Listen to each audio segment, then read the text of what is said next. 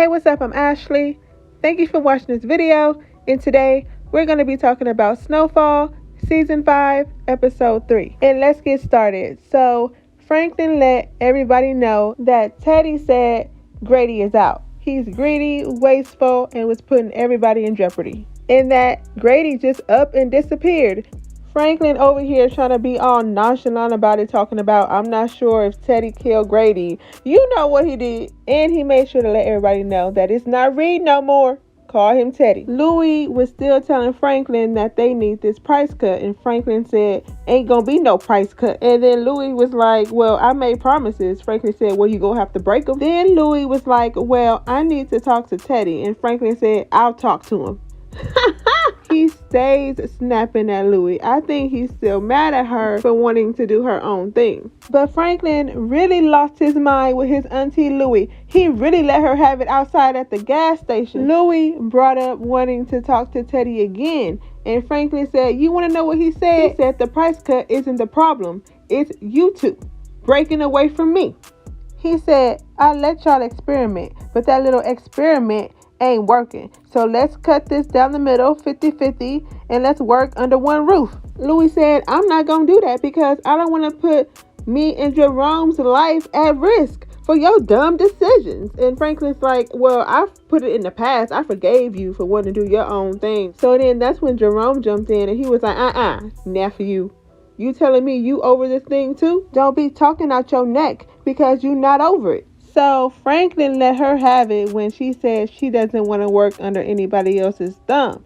Franklin said, well, I'm sorry to break it to you, but everybody got to answer to somebody. I have to answer to the man who may have disappeared, my father. I don't know about y'all, but I'm trying to stay alive long enough to enjoy what I made. I don't want to hear another thing about no kilo or no price cut. You want to do your own thing? Fine, but don't mess up what I got going on. There ain't nothing I'm not prepared to do. And I said, ooh, what that mean? You gonna kill your auntie and your uncle? I wouldn't put it past him. I bet he would. Let me know what y'all think Franklin meant by that in the comments.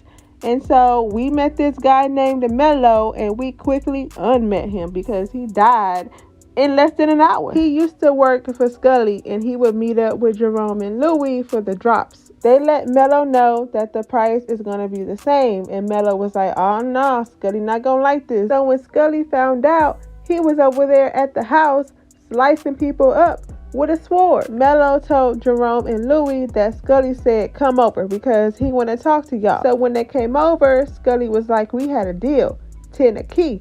They was trying to tell him we want to honor the deal, but we can't do it. But Scully was like, no, no, no. So that's when Louis was like, okay, we'll do it. And then leaves out the door. And I'm like, how you gonna do it, girl? But Jerome and Louis hired Thing 1 and Thing 2. That's what Jerome calls them, to spy on Mello.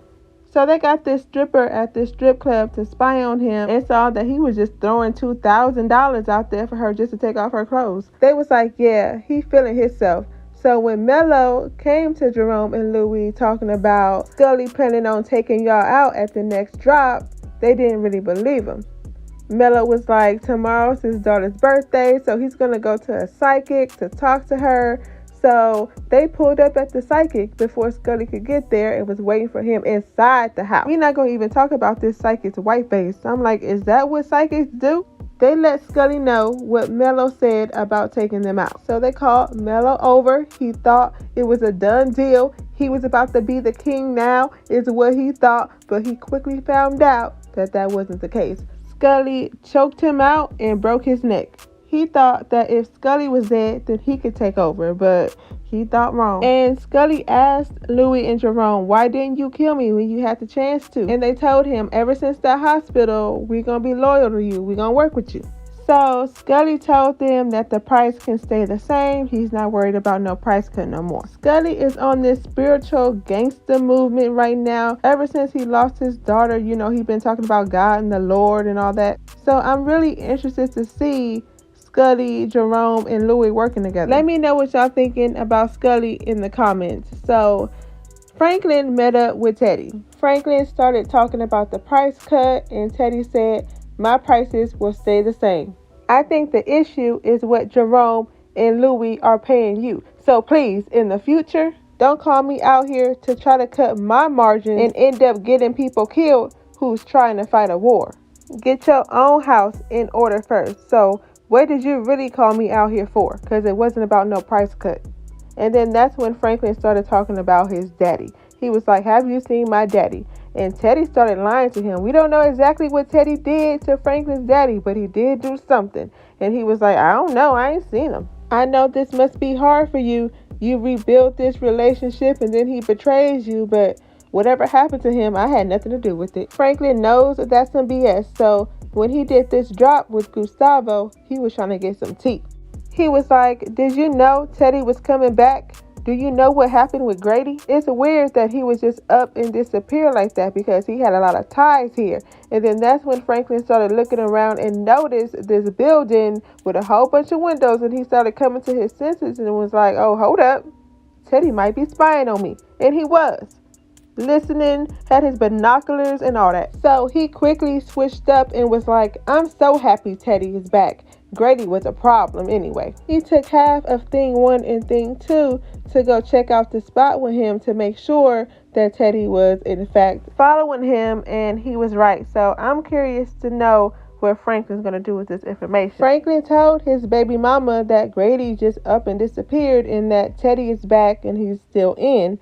And she's not happy about that. You know, she's still worried about her baby and she ain't playing no games about her baby. Wanda went to Franklin and asked him for a job, and Franklin was like, okay, all right. Since, you know, Leon told her no, and I don't blame him. Hopefully she can keep this job and it work out for her. And Peaches is sick. Something is going on with Peaches. Someone in my comments said that they think that Peaches could have AIDS. And I'm like, yeah, girl, I think that could be true because why he over here still sick? It's episode 3. Talking about, I like being alive more than I like money. Well, yeah, I mean, I hope so. Franklin told him to go home. Take the rest of the day off. I don't want what you got, and I don't want to give it to my baby mama. What y'all think is up with Peaches? Let me know. And that's about it. If I missed anything, also let me know. And don't forget to like, comment, and subscribe if you haven't already and want to see more videos like this. Thank you for watching this video, and I'll see you in my next one.